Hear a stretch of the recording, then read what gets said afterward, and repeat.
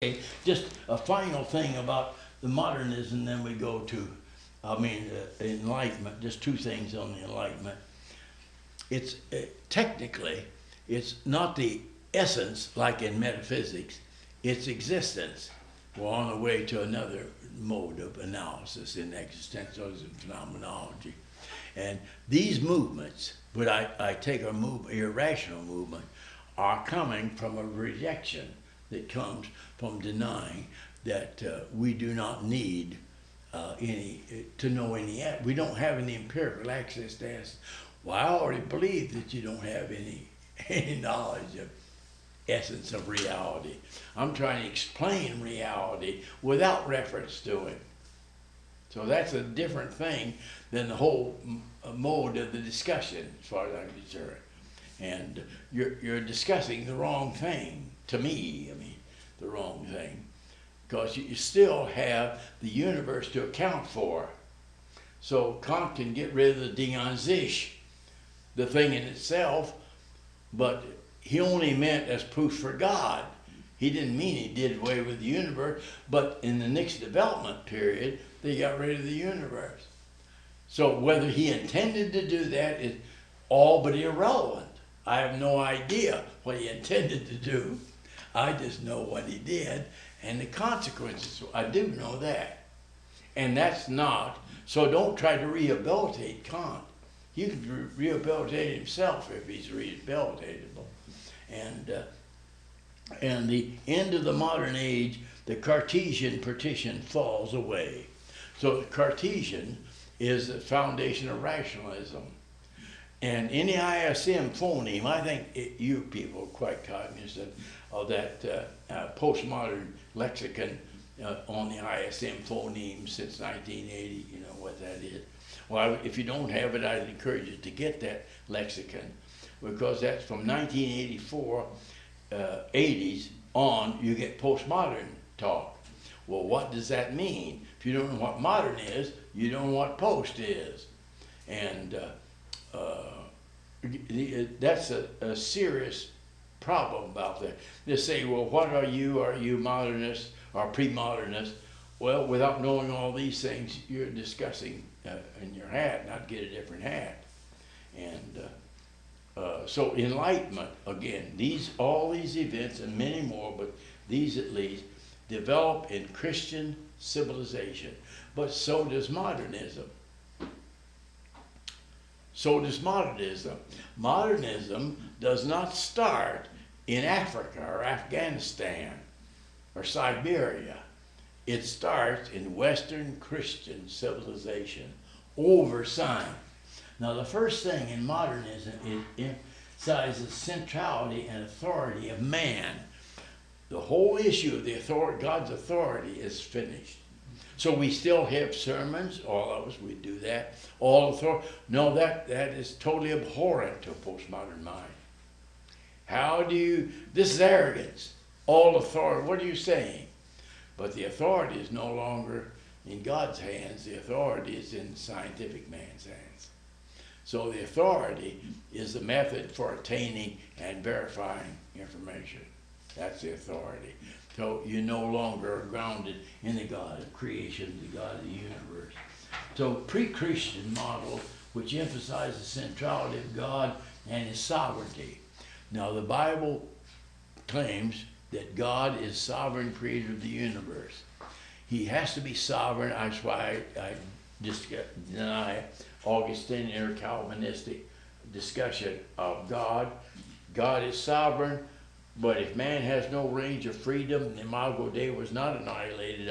I deny the biblical doctrine of the annihilation of not the biblical doctrine of the annihilation, but deny that. Because man has freedom, but not freedom to determine the consequences. If God is not God, the Bible says, then he's not God that is worth anything. He's not the sovereign God. If man has no freedom, he can't have praise or blame. He can't say I'm guilty because I can't help doing what I'm doing. The devil made me do it. Well, that don't make any sense at all. If there's no God and the imago Dei is annihilated, then I and no one else can be responsible for any behavior that you do. And yet our whole society would collapse without a police force or some judgmental system. The judges in the court, as corrupt as much as that is, you still have some boundary of control. Even in a bad, I think that even bad government is better than no government at all. I believe that. I don't justify the negative factors about government, but it's better than complete chaos. And that makes sense. A second thing is the centrality of nature was the major assumption. Now they no longer, from this period forward in science, no longer spoke of creation. They spoke of nature. Well, biblically, we might say that nature is creation, but that's not what happens. When they got rid of the biblical vocabulary of creation and implemented nature that science dealt with, physics, chemistry, all the scientific developments, only with nature. Science and division between nature and grace is out.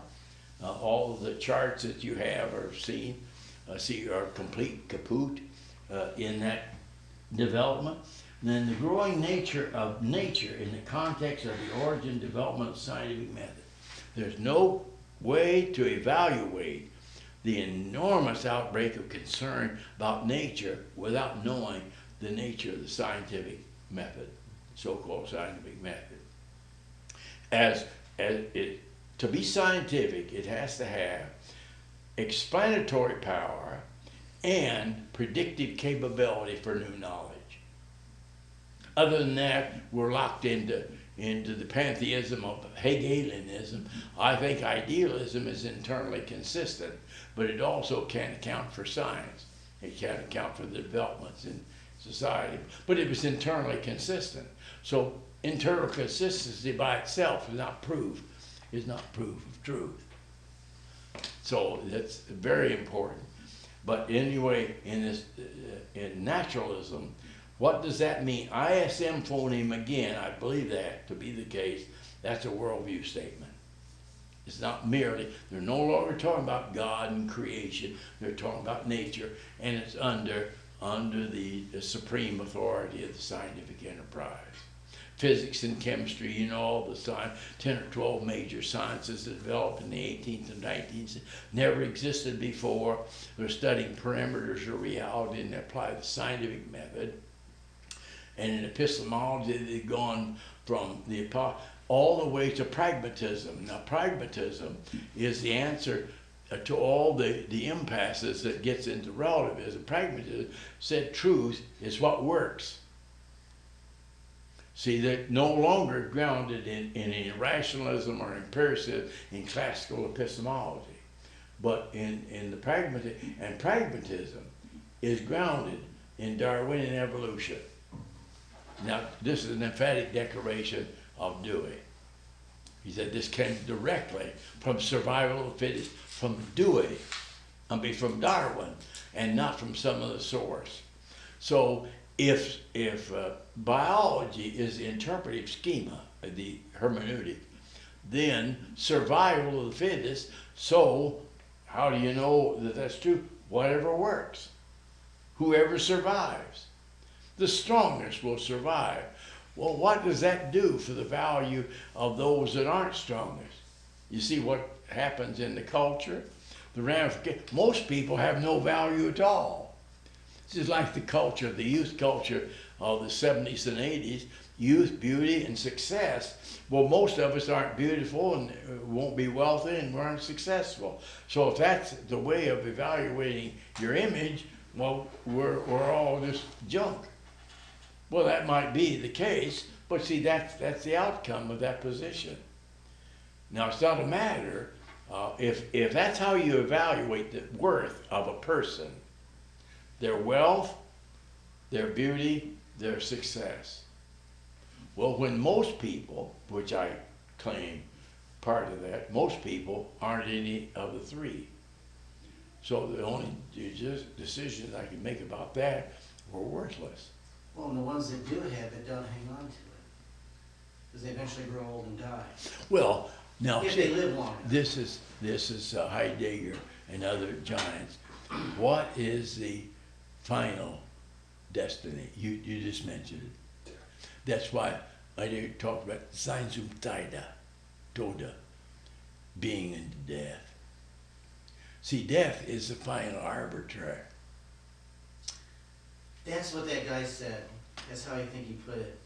Can't remember his name. Book I just recently read on Jesus and postmodernism, and he said that postmodernism, death is ultimate reality. Well, that may be, but I don't know any more now than when you said that. But most people would, well, I aspire to die. I just like that. I just plan on it as soon as I can. But see, death is, from a Christian viewpoint, is not pleasant but not fatal. That's a different view of death. Death and dying movement of the 70s and 80s. Yeah, Lewis are called Don't Fear the Reaper. Yeah, dying well. Well, I have a seminar on dying well. Now, unless you got a room full of morons, you wouldn't get very many people in there. But it's death. Well, I think that put their button on. See, that's the final thing. All the discussion is futile because we're all going to die. That's one of the two main reasons that I've said this repeatedly, but I'll say it again. When the great genius minds said that there are only two options. One is to die, and when you die, there's a God, then and you won. But if there isn't a God, you haven't lost anything. Pascal's wager. You know it. I can see it in your eyes. Pascal's wager. Well, people attack that, but I think the logic of that is intact the day that he said it, today that I say it. The options are minimal. That's either right or wrong. But you have to die to find out. Well, that's rather terminal in the discussion, see. So but how do you live? That does give you some positive reason to live. And that's what many people don't have any reason. I just can't go on. It just isn't worth it. No purpose. No purpose. You got to thank you for being here, Chris. I appreciate it so much. But see, all these evidences, all these issues are developing in Western Christian civilization. What has the church said? The church generally, not always, but it generally operates after it's too late. The patient died, but now we're concerned about the disease that caused the death. The age of anxiety. Well, you can't wait till everybody is locked in the pathology of anxiety and said, we better be concerned about anxiety. That's probably late. Well, if a whole culture, now I don't have any way of knowing how Alden thought everybody culture was anxious, but you could tell about the basic dynamics. You don't have to have 100% of anything. The human body has 1.25 million cells. One cell can give you cancer. Well, it doesn't need a lot of cells, it just needs the right one. And the cancer does you in, does the whole body in. Well, I think that's a perfectly legitimate metaphor, that a body analog of Paul in the New Testament, the body of Christ. Well, the body can get along without my hair, without my arms, without my legs, but it can't get along without my brain and without my lungs. Not very long. Now, some people say, well, you got your lungs, but the rest of it's gone. But anyway, you see all that unpacking in the Roman period, 19th century. Now see, we don't get postmodernism in the culture till specifically 1980, when that enters. Now, the discussion's been going on, but it's more cerebral and academic, but it gets in the cultural penetration from the 1980s. That's been about 30 years, less than 50 years, but That's very important.